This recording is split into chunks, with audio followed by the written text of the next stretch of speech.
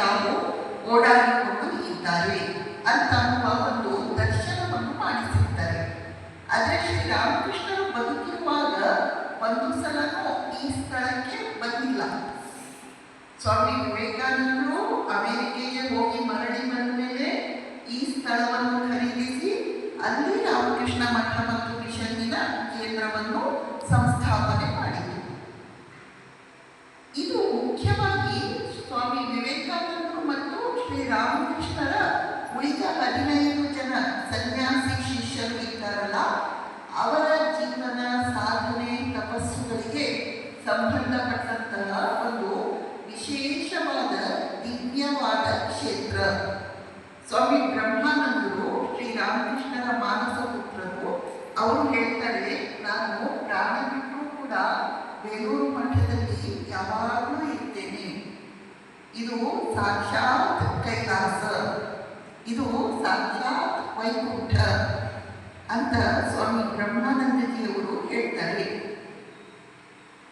ಅಲ್ಲಿ ಯು ಶೇಪಲ್ಲಿ office block ಇದೆಯಲ್ಲ, ಅದರ ಮೇಲೆ ಫಸ್ಟ್ ಫ್ಲೋರಲ್ಲಿ ಶ್ರೀರಾಮಕೃಷ್ಣರ ಮಂದಿರ ಇದೆ. ಅದು ಎಲ್ಲಕ್ಕಿಂತ ಓಲ್ಡೆಸ್ಟ್, ಹಳೇ ಅದು. ಅಲ್ಲಿ ಸ್ವಾಮಿ ವಿವೇಕಾನಂದರು ಶ್ರೀರಾಮಕೃಷ್ಣರ ಇತರ ಸನ್ಯಾಸಿ ಶಿಷ್ಯರು ಶ್ರೀರಾಮಕೃಷ್ಣರನ್ನು ಪೂಜೆ ಮಾಡಿದ್ದು, ಅಂದಿನ ಕಾಲದ ಮಹತ್ವಪೂರ್ಣ ಘಟನೆಗಳೆಲ್ಲ ನಡೆದದ್ದು. ನೀವು ಪುಸ್ತಕದಲ್ಲಿ ಏನೇನು ಓದ್ತಿರಲ್ಲ, ಆ ಎಲ್ಲ ಘಟನೆಗಳು ನಡೆದದ್ದು ಆ ಓಲ್ಡ್ ಶ್ರೈನಲ್ಲಿ. ಅದನ್ನು ಆವಾಗ ಹೇಗಿತ್ತೋ ಅದೇ ರೀತಿ ಸಂರಕ್ಷಣೆ ಮಾಡಿ ಇಡಲಾಗಿದೆ.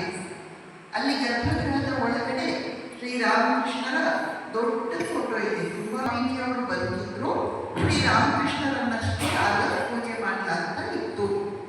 ಇದು ಓಲ್ಡ್ ಶ್ರೈನ್. ಓಲ್ಡ್ ಶ್ರೈನ್ ಪಕ್ಕದಲ್ಲಿನೇ ಒಂದು ಕೋಣೆ ಇದೆ. ಅಲ್ಲಿ ಸ್ವಾಮಿ ಶಿವಾನಂದಜಿಯವರು, ಮಹಾಪುರುಷ ಮಹಾರಾಜ್, ಅವರು ವಾಸವಾಗಿರುತ್ತಾ ಇದ್ರು. ಅಲ್ಲಿ ಅವರು ಉಪಯೋಗಿಸಿದಂತಹ ಕೆಲವು ವಸ್ತುಗಳು, ಕೋಲು, ಕಾವಿ ಬಟ್ಟೆ, ಇನ್ನು ಕೆಲವು ಶಿವನ ಒಂದು ವಿಗ್ರಹ ಇದೆ, ಆಸನ, ಈ ರೀತಿ ಕೆಲವು ವಸ್ತುಗಳನ್ನೆಲ್ಲ ಇಟ್ಟಿದ್ದಾರೆ. ಮತ್ತು ಅವರು ಉಪಯೋಗಿಸಿದಂತಹ ಮಂಚ, ಕುರ್ಚಿ, ಇವನ್ನೆಲ್ಲ ಅಲ್ಲಿ ಜೋಡಿಸಿಡಲಾಗಿದೆ. ಅದು ಅಷ್ಟು ದೊಡ್ಡ ಕೋಣೆ ಅಲ್ಲ, ತುಂಬ ಸಣ್ಣ ಕೋಣೆ. ಆ ಕೋಣೆಯಲ್ಲಿ ಸ್ವಾಮಿ ಶಿವಾನಂದಜಿಯವರಿದ್ದರು. ಅವರು 2ನೇ ಪ್ರೆಸಿಡೆಂಟ್, ಸಂಘ ಗುರು ಆಗಿದ್ದರು.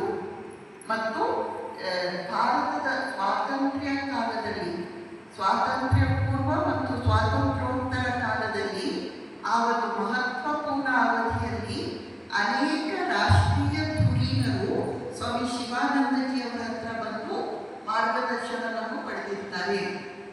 ಅವರಿಗೆ